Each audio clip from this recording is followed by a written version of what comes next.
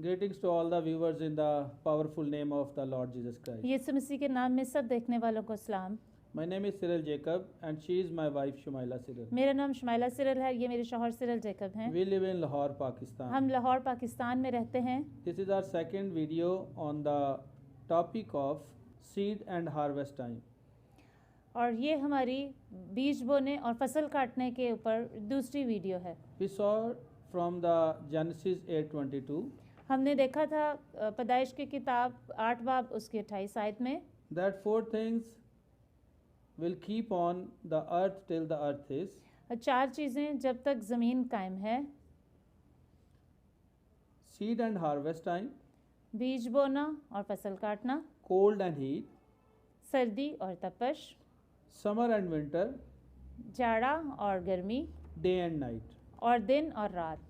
And on last three, we the humans have no control, आखिरी 3 चीज़ों पर हम बनी नौ इंसान का कोई कंट्रोल नहीं है, but seed sowing and having a harvest is in our control. लेकिन बीज बोना और फसल काटना हमारे अपने कंट्रोल में, इख्तियार में है। And we saw 5 things about seed sowing and having a harvest. और हमने 5 चीज़ें देखी थी बीज बोने और फसल काटने के ताल्लुक से। Number 1, sowing is necessary for reaping.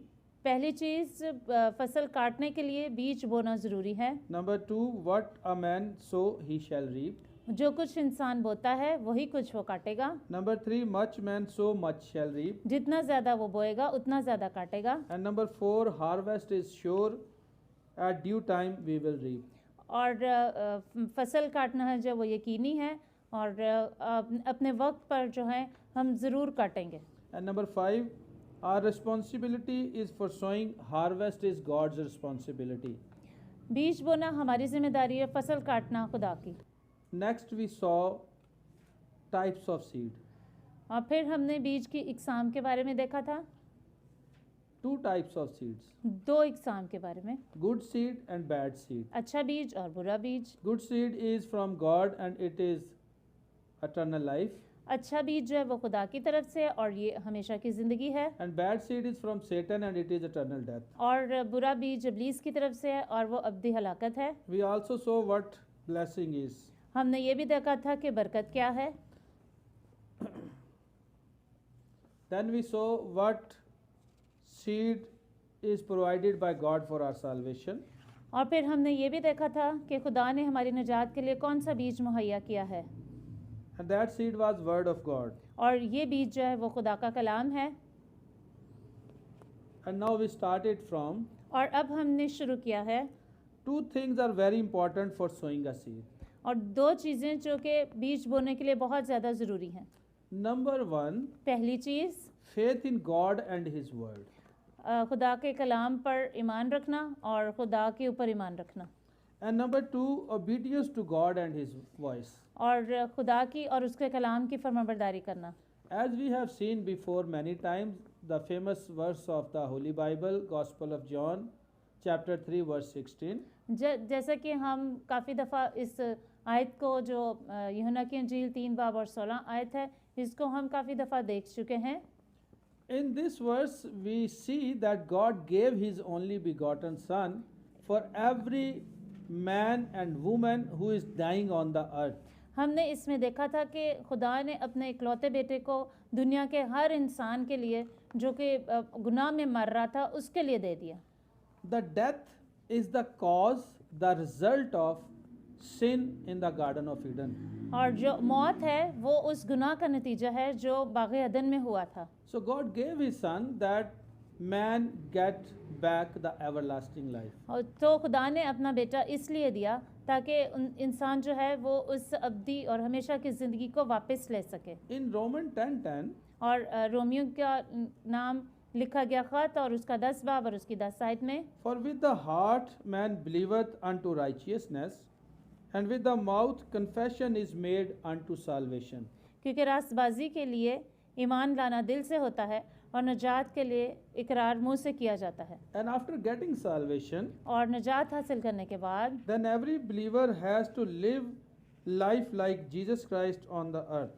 हर ईमानदार को यीशु मसीह की जैसी इस ज़मीन पर ज़िंदगी बसर करनी है, As जैसे कि to work like Christ for the salvation of the other people, यीशु मसीह की तरह दूसरों की निजात के लिए काम करना, to work hard like Christ against sin, और so enemy will not blame you, यीशु मसीह की तरह जो है गुनाह के खिलाफ सख्त मेहनत करना ताकि दुश्मन जो है वो आपके ऊपर इल्ज़ाम ना लगा सके, to achieve purpose of your even embracing the cross. और इस मकसद के लिए सलीब को गले लगाना है, And the last point, allowing the Holy Spirit to work in your life. और आखिरी नुक्ता जो है वो ये है कि रूहुल कुद्स को अपनी ज़िंदगी में काम करने दें। If a believer allow the Holy Spirit to work in his life, अगर एक ईमानदार रूहुल कुद्स को अपनी ज़िंदगी में काम करने की इजाज़त देता है, then Holy Spirit will help him तब रूहुल कुद्स उसकी मदद करेगा to become like Christ, यीशु मसीह की मानद बनने के लिए, to use the authority of Christ, मसीह का दिया हुआ इख्तियार इस्तेमाल करने के लिए, to work the signs and wonders, और वो निशानात और अजीब काम उसकी ज़िंदगी में होने के लिए, and to receive all the blessings which are possible in Lord Jesus Christ. और वो तमाम बरक़ात जो यीशु मसीह में मुमकिन हैं किसी भी ईमानदार की ज़िंदगी में। The next we are going to see अगले इसके बाद हम देखेंगे how to sow the seed. बीज कैसे बोया जाता है। The best example for sowing a seed, who saw the seed, is God Himself. बीज बोने के लिए सबसे बेहतरीन मिसाल कि बीज को किस तरह बोलना है खुदा खुद है। As God the Father and Son has sowed the seed for salvation of the mankind, खुदा बाप ने अपने बेटे को बीज के तौर पर भेजा कि वो बनीनो इंसान की निजात का बायस बने, and how Father the God did it, और जिस तरह से खुदा बाप ने किया there are 3 points in it. उसमें 3 नकात हैं। Number 1, पहला नुक्ता, power in sowing the seed, बीज बोने के लिए ताकत, and that power is love of God. और ये जो ताकत है ये खुदा की मोहब्बत है। Then God has a purpose of seed sowing, और फिर खुदा का एक मकसद था बीज बोने के ताल्लुक and से, that purpose was salvation of the mankind. और ये मकसद बनीनो इंसान की निजात था। And number 3 thing, He did it joyfully. और तीसरी चीज़ ये कि उसने ये सब कुछ खुशी से किया, And we know Bible teaches us और हम जानते हैं कि बाइबल हमें सिखाती है God loves a cheerful giver. और खुदा जो है वो खुशी से देने वाले को अजीज You रखता can है। find it in the 2 Corinthians 9:7, और आप इस आयत को दूसरा कुरिन्थियों 9 बाब की 7वीं आयत में देख सकते हैं, and in the Exodus chapter 5 and chapter 35, और खरूज की किताब 5वां बाब और 35वां बाब, and in 1 Chronicles chapter 29, और पहला तवारीख उसकी 29 बाब में, and there are many more verses. और बहुत सारी आयत हैं। So every believer have to sow seed like God did by himself. इसलिए हर ईमानदार को खुदा बाप की तरह अपनी ज़िंदगी में बीज बोना है। That is with power which is love to God and the human beings, ये उस ताकत से है जो खुदा की मोहब्बत और इंसानों की मोहब्बत से है, and with purpose और उस मकसद से है which is the salvation of the other dying race of Adam, जो दूसरे बनीनो इंसान जो गुनाह में मर रहे हैं उनके लिए है, and the number 3 thing is joyfully. और तीसरी चीज़ जो है वो खुशी से है। After receiving on salvation, अपनी नजात हासिल करने के बाद what we can give for our blessing and for the salvation of others. हम जो कुछ दे सकते हैं अपनी बरक़ात में से और बनीनो इंसान की नजात के लिए, And by giving yourself to the Lord Jesus Christ, और अपने आप को खुदाम यीशु को देने के बाद everything you have belongs to the Lord Jesus Christ. जो कुछ भी आपके पास है वो यीशु मसीह का है। So whatever you have, you are bound to give it to the Lord for the salvation of the other peoples. और आप इसके पाबंद हैं कि जो कुछ भी आपके पास है आप खुदावंद को दें ताकि आप दूसरों की निजात के लिए काम कर सकें, Because you love God क्योंकि आप खुदा से प्यार करते हैं and also love other human beings like yourself. आप जैसे अपने आप से मोहब्बत रखते हैं, इसी तरह से आप दूसरे इंसानों से भी मोहब्बत And रखते these are हैं। the most important commands, as Lord Jesus Christ said himself, the first and the second. और ये वो सबसे ज़रूरी हुक्म है जो यीशु मसीह ने खुद दिया, पहला और Love your दूसरा। God अपने खुदा से मोहब्बत रखें and love your neighbor as yourself. और अपने पड़ोसी से अपनी मानद मोहब्बत रखें। The things are involved, और वो चीज़ें जो इसमें इन्वॉल्व हैं things you have, और वो चीज़ें जो आपके पास हैं, your property, आपकी जायदाद, your wealth, आपकी दौलत, your love, आपकी मोहब्बत, your faithfulness and commitment, आपकी वफादारी और आपकी वक्फियत, खुदा के लिए अपने आप को वक्फ करना, your obedience, आपकी फरमाबरदारी, your time, आपका वक्त, your qualities, आपकी सलाहियतें, your skills, आपकी महारतें and many more things. और बहुत सारी चीज़ें। Now the next question is, अब अगला सवाल ये है, in which soil we sow? हमें किस किस्म की ज़मीन में बोना है? Sow in the soil which is fertile due to the blood of Christ. All universe was cursed due to the sin, तमाम ज़मीन जो है वो गुनाह की वजह से लानती हुई, but restored due to the blood of Christ. लेकिन यीशु मसीह के खून की वजह से बहाल की गई। Fertile lives, churches, organizations, ministries are visible in their fruits. वो ज़िंदगियाँ, कलीसियाँ, अदारे जो यीशु मसीह के खून के वजह से ज़रख़ेज़ हैं, अपने फलों से पहचाने जाते हैं। In Hebrew chapter 9 and verse 22, और इब्रानियों का ख़त 9 बाब उसकी 22 आयत में, and almost all things are by the law purged with blood, and without shedding of blood is no remission. और तकरीबन सब चीज़ें शरीयत के मुताबिक खून से पाक की जाती हैं और बग़ैर खून बहाए माफ़ी नहीं होती। And in chapter 10 verse 4, और उसका 10 बाब और 4 आयत में, for it is not possible that the blood of bulls and of goats should take away sins. क्योंकि मुमकिन नहीं कि बैलों और बकरों का खून गुनाहों को दूर करे। So you have to search a fertile soil and then you sow your seed there. तो आपने एक ज़रख़ेज़ ज़मीन को देखना है और फिर उसमें अपने बीज को बोना है। Now the next question is, और अगला सवाल ये है, how much harvest is possible? कितना फल या कितनी फसल उगेगी? In Gospel of Matthew chapter 13 and verse 8, मत्ती की इंजील 13 बाब और 8 आयत में, but other fell into good ground and brought forth fruit, some an 100-fold, some 60-fold, some 30-fold. और कुछ अच्छी ज़मीन में गिरे और फल लाए, कुछ 100 गुना, कुछ 60 गुना, कुछ 30 गुना। 30-fold obedience and faith will generate 30-fold fruit. 30 गुना फरमाबरदारी और ईमान से बोएंगे तो 30 गुना फल पाएंगे।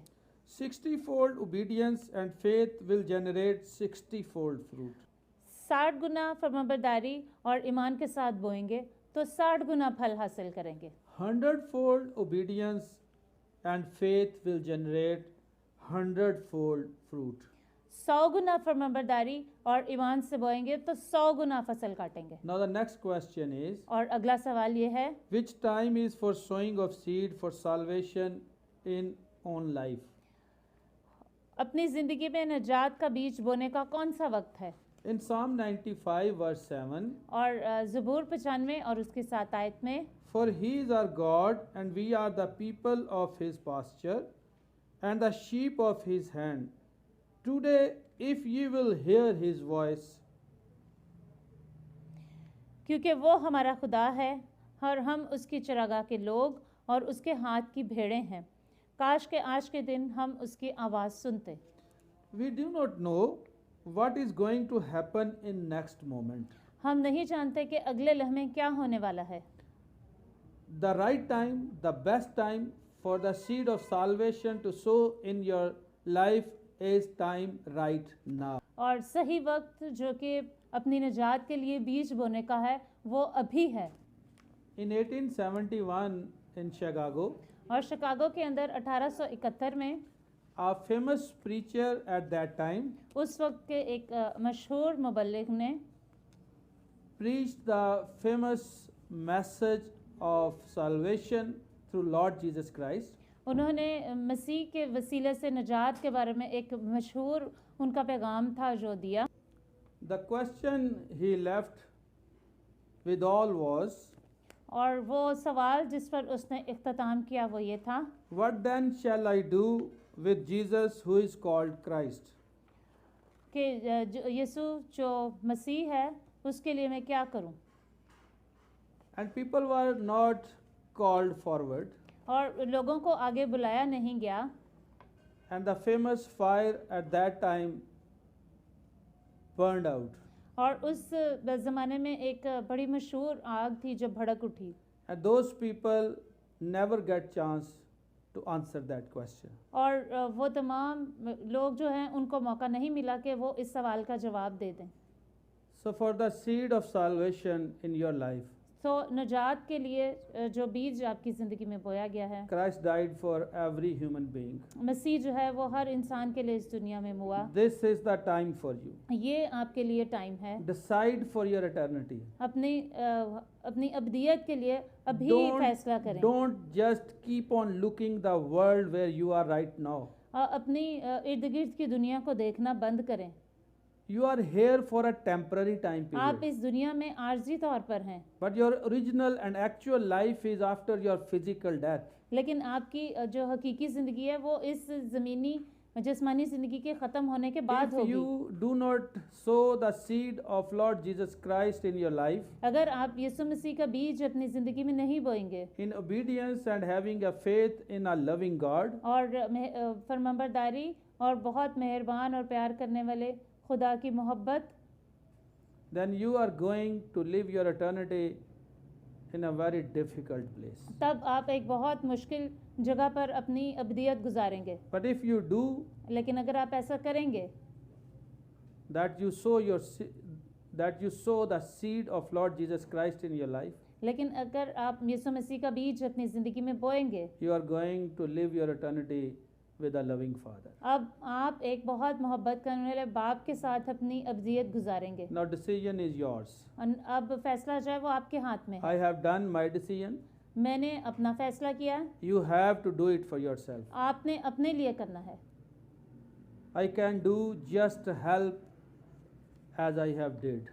मैं सिर्फ आपकी मदद कर सकता हूँ जैसे अभी मैंने की, But decision is yours. लेकिन फैसला आपका है। God is looking unto. खुदा आपके लिए देख रहा है। And it's written in the Gospel of Luke chapter 15. और लूका की अंजील 15 बाब में इस तरह से लिखा है, When a sinner repents on this earth, जब एक गुनहगार इस ज़मीन पर तौबा करता है, there is a joy in the heaven, in the presence of the angels आसमान of पर the एक Lord. बहुत बड़ी खुशी होती है, फरिश्ते खुशी मनाते हैं। Let's pray. आइए हम दुआ करें। You think about yourself. मेहरबानी से अपने ऊपर और अपनी ज़िंदगी के ऊपर गौर करना शुरू करें। Let's pray. आइए हम दुआ करें। Father God who are in heaven, आसमानी बाप, we come to you, हम तेरे पास आते हैं and this is our great desire और ये हमारी एक बहुत बड़ी ख्वाहिश है that every man and woman and a person who is on the earth कि तमाम इंसान जो इस दुनिया पर हैं will receive Lord Jesus Christ as their Savior. यीशु मसीह को अपने निजात दहिंदा के तौर पर कबूल करें। Holy Spirit, प्यारे रूहुल कुद्स, please help everyone. मेहरबानी से उन सब लोगों की मदद कीजिए, Open their mind. उनके जहन को खोलिए। As the leader of this world has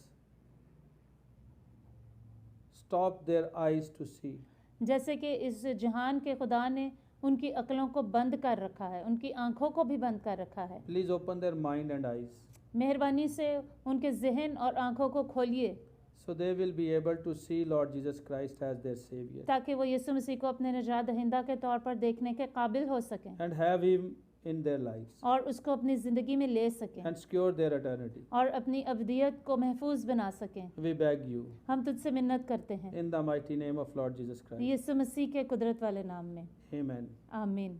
God bless you all. खुदावंद आप सबको बरकत दे, Amen. आमीन।